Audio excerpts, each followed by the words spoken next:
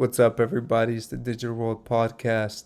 Here we see on Zero Hedge, credit card debt hits all-time high, just as U.S. savings rate plummets to 17-year low. While it is traditionally viewed as a B-grade economic indicator, the monthly consumer credit report from the Federal Reserve has become a closely watched signal of consumer health because, as we first noted a half a year ago, and most other economists and strategists noticed this, there was a surge in the credit card usage by many U.S. households. And when you see that American savings have been depleted and they go into heavy debt, uh, it's a troubling signal of what's to come. Americans are going beyond their disposable income, and they're forced to basically max out their credit cards due to soaring prices.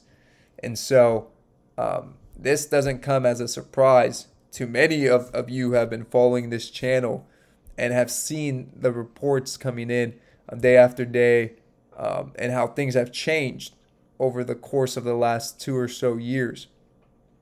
Here we see the consumer credit report by the Fed that was released today. In October, the trend continued. Total consumer credit rose $27 billion, above last month's $25.8 billion,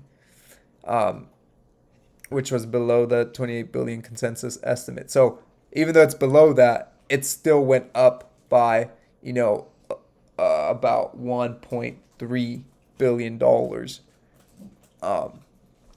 You see in this other chart, non-revolving credit, student and car loans rose by a relatively pedestrian $17 billion, down from $17.9 billion last month. So you're seeing that these student and car loans have taken a step back.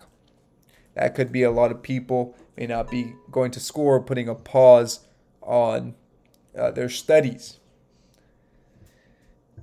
And that could lead to a lot of different stuff. If you're getting a degree and there's not really going to be a job for you and you're just going to go work in, the retail industry, you may think twice about being in college. So we'll see what happens to this chart in the coming months and year. It says here was revolving or credit card debt, which once again surprised to the upside, rising by $10.1 billion, up sharply from $7.9 billion. So credit card debt up more than $2 billion. And it makes sense. If people can't afford, if they don't have any disposable income, they'll go to their credit cards. You see the composition of non-revolving credit. Q3 saw a surge in both student and auto loans, the former rising by $23.9 billion in Q3, while the latter soared by $30.9 billion. Okay, and this was for Q3. Bottom line, the state of the U.S. consumer is dire and getting worse.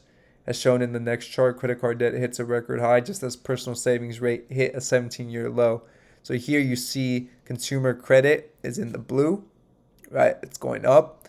And in the purple or red, you see personal savings account, which has just plummeted.